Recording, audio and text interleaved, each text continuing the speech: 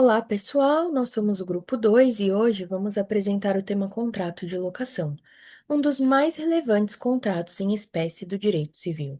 Esse tipo de contrato está presente no cotidiano de milhões de brasileiros e regula desde a locação de imóveis residenciais à locação de grandes imóveis comerciais. No nosso estudo está baseado nos artigos 565 a 578 do Código Civil e na Lei 8.245 de 1991, conhecida como Lei do Inquilinato. É importante observar que a locação ela cumpre um papel econômico e social muito forte. Ela permite que pessoas utilizem bens sem a necessidade de adquiri-los, o que facilita o acesso à moradia, estimula o comércio e viabiliza atividades empresariais. Segundo o artigo 565 do Código Civil, o conceito ele envolve elementos centrais tradicionalmente reconhecidos pela doutrina. Quais são eles? A cessão do uso e gozo da coisa, com transferência da posse direta ao locatário, a temporariedade, sempre há um prazo, mesmo que ele seja indeterminado, e a contraprestação, que nada mais é do que o pagamento do aluguel. A doutrina reforça esse conceito e destaca que se trata de um negócio que não transfere a propriedade, apenas o uso do bem. O locatário ele recebe a posse direta, mas a propriedade e a posse indireta continuam com o locador. Esse modelo evidencia que se trata de um contrato obrigacional e não real, já que não há transmissão de domínio, apenas do uso. É interessante lembrar que essa estrutura tem origem no direito romano, com a locatio conductio. Os romanos já dividiam a locação em três modalidades: locação de coisas, locação de serviço e locação de obra. Todas eram contratos consensuais, baseados na boa-fé, e surgiram para atender às necessidades econômicas e sociais da época, como o uso de imóveis urbanos, ferramentas agrícolas e prestação de serviço. Essa influência romana permanece até hoje. A bilateralidade, a onerosidade, a temporariedade e a obrigatoriedade de devolução do bem são elementos herdados diretamente daquela época. Com isso, nós vamos falar um pouco sobre a natureza jurídica da locação. Ela é consensual, porque nasce do acordo entre as partes, basta que o locador e o locatário concordem quanto ao bem e ao preço. Ela é onerosa porque exige pagamento, já que o locatário paga o aluguel em troca do uso e gozo do bem. Ela é bilateral porque há obrigações recíprocas, com o locador devendo entregar e garantir o uso do bem, enquanto o locatário deve pagar o aluguel e conservá-lo. Ela é comutativa porque há equivalência entre as prestações, pois ambas as partes conhecem e assumem suas obrigações de forma proporcional desde o início. É também de trato sucessivo, porque se prolonga no tempo de modo que o uso do bem e o pagamento do aluguel ocorrem continuamente durante o contrato. Ela é típica porque está regulamentada em lei, especialmente no Código Civil e para imóveis urbanos na Lei do Inquilinato.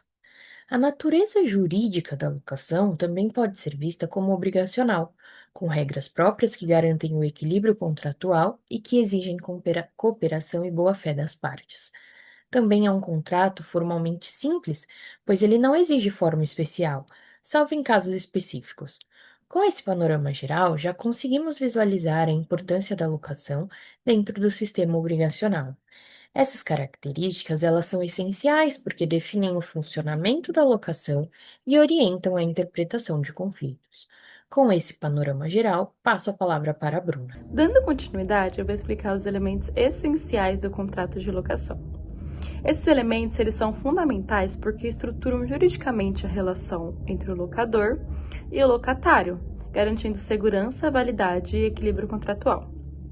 O primeiro elemento é a coisa, que ele deve ser infungível, ou seja, não pode ser substituída por outra coisa idêntica. Na locação, o bem ele deve ser devolvido no final. E essa devolução ela só faz sentido se for bem único. Por exemplo, um imóvel específico, um carro específico ou até uma máquina específica. Se for fungível, como dinheiro ou grãos, não haveria locação, mas sim um contrato mútuo. Entre os bens que podem ser objeto de locação, nós encontramos imóveis residenciais, imóveis comerciais, máquinas industriais, veículos, equipamentos de construção, instrumentos musicais e outros, desde que sejam identificáveis e aptos ao uso. O segundo elemento é o preço, que pode ser certo ou pelo menos ele determinável. Normalmente é pago em dinheiro, em moeda corrente, mas a doutrina ela admite outras formas de remuneração, desde que estejam claramente pactuadas, seguindo o princípio da autonomia privada. O essencial é que o locatário saiba quanto deve pagar e o locador tenha assegurado o recebimento da contraprestação, pois sem preço não há locação, mas sim mera cessão gratuita. O terceiro elemento é o prazo, que pode ser determinado ou indeterminado. Na prática, especialmente na alocação residencial, a lei de inquilinato utiliza muito o prazo de 30 meses, porque ele permite uma retomada mais simples do imóvel pelo locador quando o período termina. Quando as partes deixam de estimular o prazo, a alocação se torna automaticamente por prazo indeterminado, mas isso não invalida o contrato. O importante é que exista alguma forma de definir ali a duração da relação, pois sem direitos como renovação, esse elemento orienta direitos como renovação, despejo e prazos de desocupação. Sem prazo, sem preço e sem objeto, a locação ela se torna incompleta e perde ali a estrutura mínima exigida pelo ordenamento. E o quarto elemento essencial é a vontade.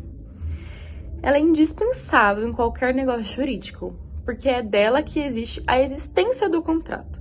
Tanto do locador quanto do locatário precisam manifestar ali a vontade de forma livre, consciente e sem vícios. Isso significa que a vontade ela não pode ser resultado de erro, dolo, coação, estado de perigo ou até lesão. Se houver vícios de vontade, o contrato pode até ser anulado. Por isso, além do objeto, preços, prazos, a manifestação ela é válida e ela é o que efetivamente aperfeiçoa ali a locação e confirma o consentimento entre as partes.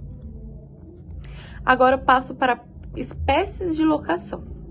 No Código Civil, temos a locação de coisas, a modalidade mais tradicional. Já a Lei 8.245 de 1991 trata especificamente da locação de imóveis urbanos. Essa lei ela divide a locação urbana em 3 categorias principais. A locação residencial, que é destinada à moradia, a locação não residencial, que é onde se enquadra as locações comerciais, como lojas, escritórios e até consultórios. E a locação por temporada, que ocorre por um prazo curto, geralmente de até 90 dias, destinada a lazer, estudo, tratamento de saúde ou até finalidades transitoriais. Na alocação por temporada, é muito comum que o pagamento seja antecipado, como forma de proteção ao locador. Além da locação urbana, existe também a locação rural, que é todos previstos no Estatuto da Terra. Ela é utilizada para fins agropecuários e muitas vezes ela é confundida com arrendamento. Arrendamento rural. Mas os dois têm uma diferença bem importante entre eles.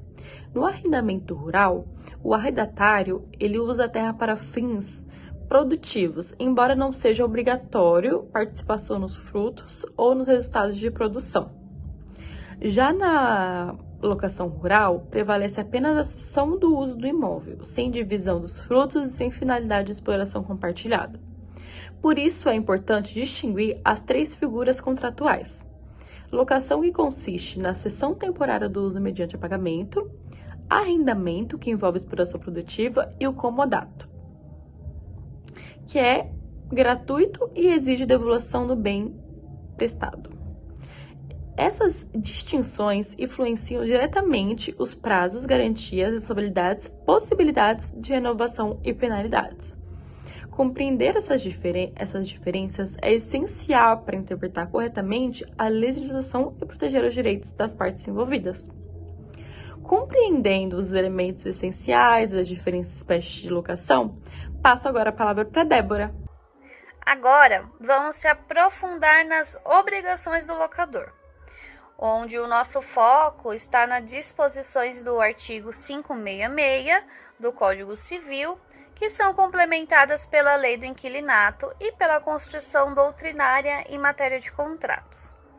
O objetivo é entender como a lei busca o equilíbrio dessa relação. A primeira e fundamental obrigação do locador é entregar o bem em estado adequado de uso. Isso significa, essencialmente, que o imóvel ele deve estar habitável, onde estamos falando de que o local não esteja com goteira, mofo escondido ou aquele chuveiro que nem funciona. Se for a locação de um carro ou equipamento, ele deve estar em perfeito funcionamento, onde essa obrigação não é apenas uma formalidade, ela decorre diretamente do princípio da boa-fé objetiva, que exige a cooperação e lealdade entre as partes desde o início do contrato. A segunda obrigação é garantir o uso pacífico do bem, onde o locador precisa assegurar que o locatário consiga exercer a posse direta sem perturbações indevidas. Isso inclui a proteção contra terceiros, contra vizinhos, credores ou também contra o próprio locador, onde a regra é clara. Não vale aparecer no imóvel sem aviso prévio ou qualquer tipo de embaraço ao uso legítimo do locatário.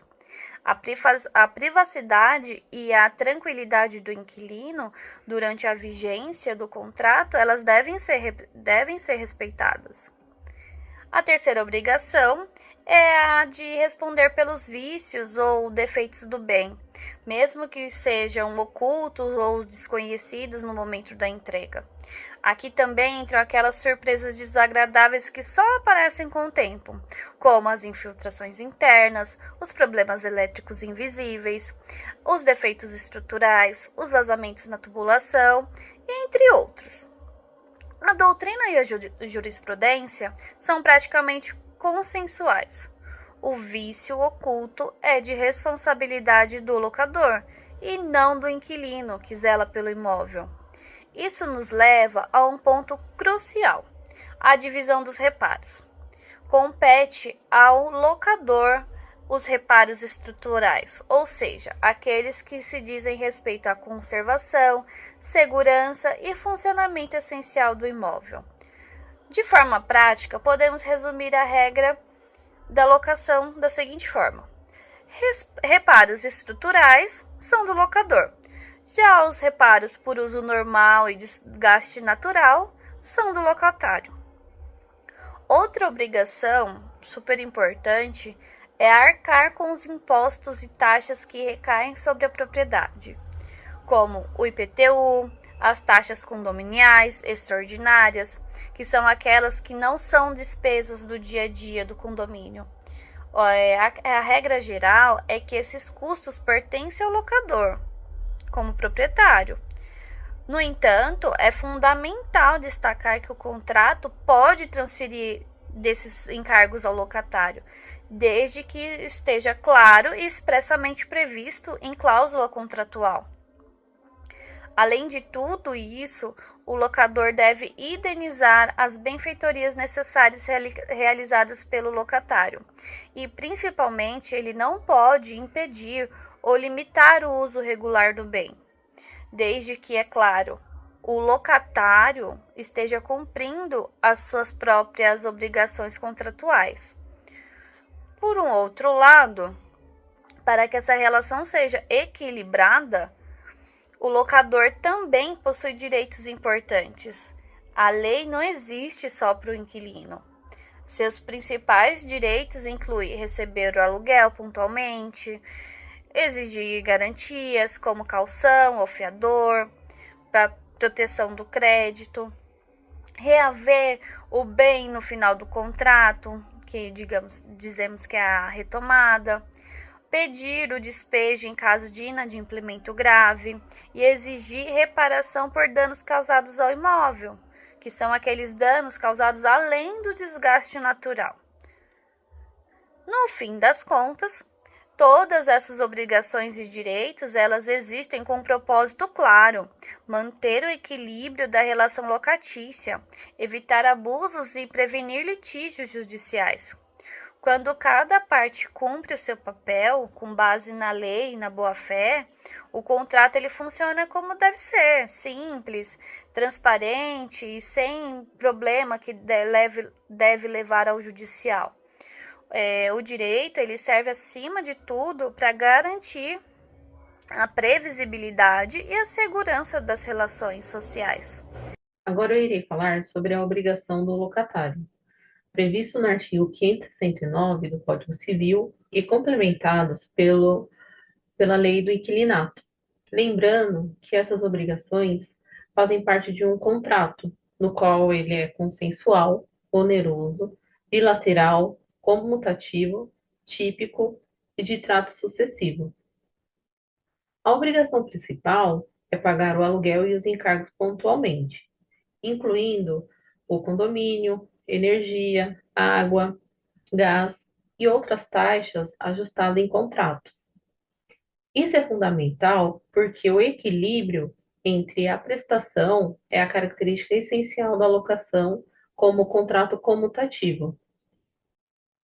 O locatário também deve usar o bem conforme a sua destinação, ou seja, um imóvel residencial ele só pode ser utilizado para fins de moradia, enquanto um imóvel comercial só deve ser utilizado para fins comerciais. Mudar essa finalidade sem a autorização representa uma infração contratual e pode, inclusive, justificar uma ação de despejo, uma vez que fere a confiança e a função do contrato. Outro ponto importante é o dever de conservação, onde o locatário ele deve agir com diligência, cuidando do imóvel como se fosse o próprio proprietário, respondendo por perdas e danos originados de mau uso e realizando pequenos reparos decorrentes do desgaste natural da utilização cotidiana. Além disso, deve-se permitir vistorias previamente agendadas e comunicar imediatamente ao locador sobre qualquer ocorrência estrutural ou defeito que exija reparo essenciais, pois essas ações são de responsabilidade do locador. Ao final da locação, o locatário deve restituir o imóvel no estado no qual ele recebeu, respeitando o desgaste natural previsto em lei e registrando na vistoria inicial. Qualquer dano além desse desgaste pode gerar uma indenização. Quanto aos direitos, o locatário ele pode utilizar, ele tem o direito ao uso pacífico do imóvel e direito de exigir reparos essenciais quando esses forem de responsabilidade do locador, e direito também de preferência em caso de venda do imóvel, conforme o artigo 27 da Lei do Inquilinato. Esse direito dá preferência ao locador quando ele vende o imóvel. Sem dar essa oportunidade, o locatário ele pode depositar o valor e pedir a anulação da venda. Além disso, o locatário tem direito a ser notificado adequadamente sobre alterações contratuais, a não sofrer nenhum aumento abusivo e ter transparência total nas cobranças durante a vigência do contrato, garantindo uma segurança jurídica e o equilíbrio na relação contratual. Agora eu passo a palavra para minha colega Larissa. Obrigada, Gabriela. Agora vamos falar sobre garantias, reajuste, despejo e renovação comercial. Além do inquilinato, prevê 4 garantias possíveis não cumulativas. O primeiro é o calção. Calção é uma garantia contratual usada para assegurar que a obrigação serão cumpridas. especialmente em contratos de locação. Pode ser em dinheiro, bens móveis ou imóvel. No caso de dinheiro, geralmente é depositado em caderneta de poupança, serve para cobrir débitos como aluguel ou danos ao imóvel. Normalmente, o valor equivale a até 3 meses de aluguel e é pago pelo inquilino no início do contrato. Ao final, se estiver tudo certo com o imóvel e não houver débitos, esse valor deve ser devolvido com todas as correções. A segunda é o fiança. Um terceiro fiador garante o cumprimento das obrigações do locatário. É a forma mais comum, mas envolve responsabilidade significativa do fiador. A terceira é o seguro-fiança. O seguro-fiança é uma modalidade de seguro prevista na Lei 8.245 de 91, conhecida como a Lei do Inquilinato, voltada para locação de imóvel, residenciais ou comercial. O seguro-fiança locatícia funciona da seguinte forma: o locatário entra em contato com a seguradora e contrata o seguro, que será responsável por cobrir os pagamentos de aluguel e encargos em caso de inadimplência. Dessa forma, se houver atraso no aluguel, por exemplo, o locador, ou seja, o proprietário do imóvel, pode entrar em contato com a seguradora para que ela possa pagar o aluguel atrasado em até 30 dias após a comprovação da situação. O seguro-fiança cobre as principais coberturas do seguro-fiança é o pagamento de aluguel e encargos legais, como IPTU e condomínio, em caso de inadimplência do inquilinato. Além disso, ela também tem algumas coberturas adicionais, como danos ao imóvel, contas de consumo em atraso, reparos ou manutenção e multas por quebra de contrato. O seguro-fiança também tem cobertura para isso. Ele deve ser contratado pelo locatário, ou seja, pela pessoa interessada em morar ou abrir um negócio no imóvel alugado. Porém, tanto o locatário como o locador se beneficia desse modelo de garantia locatícia. O proprietário do imóvel, porque tem a garantia adicional do recebimento dos aluguéis, e o inquilino, porque tem alternativa ao fiador tradicional, que não é tão fácil de conseguir. E a quantidade mínima de meses de depósito de caução. A quarta é o título de capitalização. O locatário adquire um título em seu nome que serve como garantia de contrato. Em caso de inadimplência, o valor é usado para cobrir débitos. Trata-se de uma aplicação financeira que funciona como garantia locatícia, substituindo a necessidade de um fiador ou de um seguro-fiança. O inquilino compra um título no valor acordado, geralmente equivalente a alguns meses de aluguel, que fica retido durante a locação. Ao final do contrato, sem débitos, o título deve ser resgatado, corrigido pela taxa referencial TR, geralmente entre a 8 e 12 vezes o valor do aluguel mensal. Esse preço varia conforme o que é pago na locação, e encargos como condomínio e IPTU. No entanto, o proprietário pode resgatar o título para cobrir dívidas ou reparos, caso haja inadimplência. Já sobre o reajuste, ele deve obedecer ao índice previsto no contrato. Hoje, o mais usado é o IPCA, para evitar distorções econômicas. Agora, sobre o despejo, ele pode ocorrer por inadimplemento, uso indevido do imóvel, falta ou substituição irregular de garantia e necessidade de reforma urgente. Locação comercial é um aluguel de um imóvel para fins não residenciais, como o exercício de atividades empresariais, como comércio, indústria ou escritórios. O contrato de locação comercial é um documento que formaliza essa relação, definindo direitos e deveres das partes, com base na Lei 8.245 de 91. Geralmente, o contrato comercial tem prazos mais longos para garantir estabilidade às empresas. É comum o prazo de 5 anos ou mais, como especificado em algumas regulamentações, visando proteger novamente o inquilino. Na locação comercial, existe a chamada renovação compulsória, que protege o ponto empresarial para que o locatário possa atingir a renovação judicialmente. É necessário cumprir alguns requisitos. O contrato deve ser escrito, o prazo mínimo de contrato deve ser de 5 anos, a atividade econômica deve ter sido explorada de forma contínua, por pelo menos 3 anos no mesmo local. E essa regra é fundamental porque garante estabilidade ao comércio, protege o fundo do comércio e evita prejuízos decorrentes de perda do ponto, que muitas vezes representa o valor mais importante do negócio. Assim, o direito à renovação é uma forma de equilibrar os interesses do locador e do locatário, promovendo segurança jurídica e continuidade das atividades comerciais. Eu vou falar sobre a extinção do contrato de locação, que é regido pela Lei do Inquilinato, a Lei número 8.245 de 91, que ela pode ocorrer por 5 vias principais. A primeira delas é o término do prazo, que é contrato com prazo determinado findam na data estipulada. Então, se o locatário permanecer por mais de 30 dias sem nenhum tipo de oposição, o contrato ele passa a vigorar por prazo indeterminado. Tá? Através de um acordo, que é quando as partes, a qualquer momento ou por qualquer motivo, concordam em encerrar a locação, formalizando este acordo por meio de um distrato.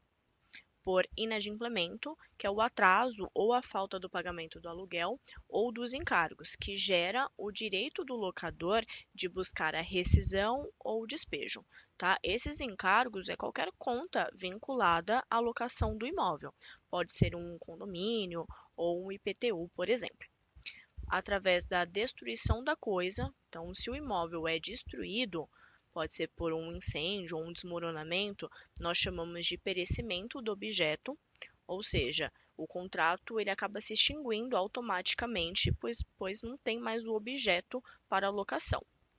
Por infração legal ou contratual, então qualquer descumprimento grave dos deveres por qualquer uma das partes pode ser um motivo para a rescisão contratual. Tá? Então, quando um contrato ele se extingue, a reocupação do imóvel ela passa a seguir 3 caminhos principais. A desocupação voluntária, que é um meio amigável onde o locatário entrega a chave de forma pacífica na data do encerramento. Através do despejo judicial, que é a medida processual que cabe ao locador para reaver o imóvel de um locatário que se recusa a sair, seja por falta de pagamento ou qualquer outra infração. A ação de despejo ela é um instrumento legal e ela pode ser solicitada pelo locador. Tá? Através da renovação compulsória, que em locações não residenciais, o locatário ele pode ter direito de exigir a prorrogação do contrato por mais 5 anos, através de uma ação que chamamos de ação renovatória, desde que preencha alguns requisitos legais. Tá? Para ilustrar, eu vou citar alguns exemplos e os seus respectivos fundamentos legais, que são os artigos. Tá? Então, o primeiro é o dever do reparo, que é o artigo 22. Se um apartamento alugado apresenta uma grave infiltração no teto, o locador ele deve reparar, pois a lei obriga a garantir a habitabilidade do local e a responder por defeitos estruturais. Em comércio, sem a autorização do locador, ele está cometendo uma infração contratual grave. Esse desvio de finalidade ele é um motivo legal para que o locador possa ingressar com uma ação de despejo. O exemplo 3, que é o direito de preferência do artigo 27. Caso o locador ele decida vender o imóvel, o locatário ele tem direito de preferência para fazer a compra em igualdade de condição, ou seja, é a mesma condição para a pessoa que está alugando ou para uma pessoa que ficou interessada no imóvel. Tá? Então, o locador ele deve notificar com 30 dias de antecedência e se esse direito for violado, o locatário pode até mesmo buscar o seu direito através de perdas e danos ou através da anulação da venda. Tá? Então, esses são os pontos. Eu encerro a apresentação. Eu espero que a gente tenha conseguido esclarecer o funcionamento do contrato de forma clara, fundamentada na nossa legislação. E encerramos